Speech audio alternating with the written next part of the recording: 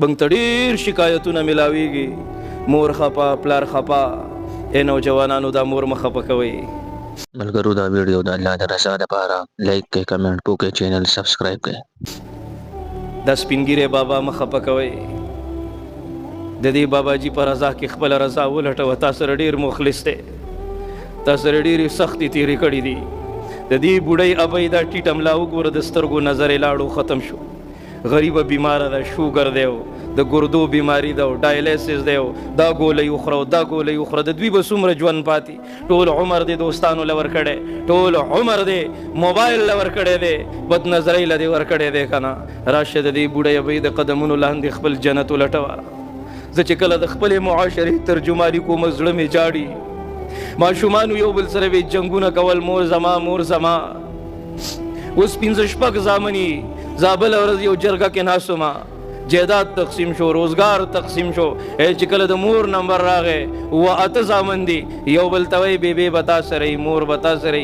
بیبي غریبه هغه ډډې ته ناسته وه، غمجنه وه، په ژړا وه چې اوس به مې چاته حواله کوي.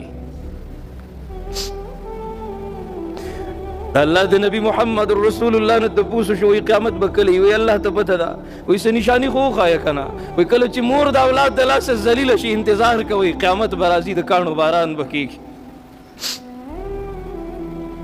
اے مور ستا عظمت ته سلام دی. کله چې ډوډۍ 4 وې او بچي 5 دي که نه، مور وایي زما زړه ته نه کېږي، وایي زه مړه یم.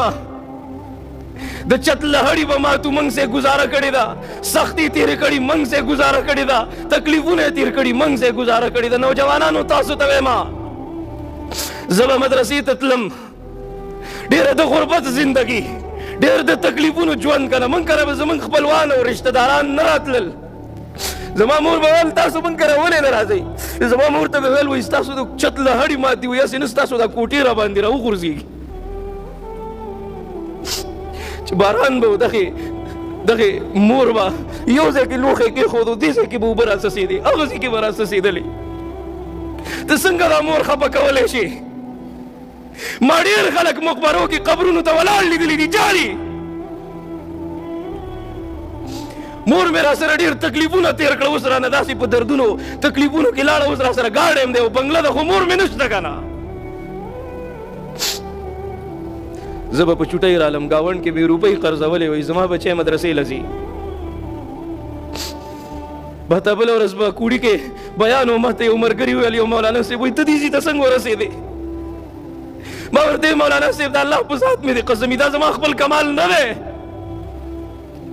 مور به د خلکو پړستنې او تورشکې ګنډلې، 10 روپۍ به یې جمع کولې، یو خزانه و هغې ته به یې اچولې. ماته تانیزونه به پکې وو چې پوره به نه شوې، بیا به یې قرضولې وایي زما بچی مدرسې ته ځي، واړه به یې ګرځول په دې کورونو کې. او کله چې به یې ماته جب کې کېښودلې، سترګو کې به یې اوښکې راغلې، ماته یې بچي ډېرې دې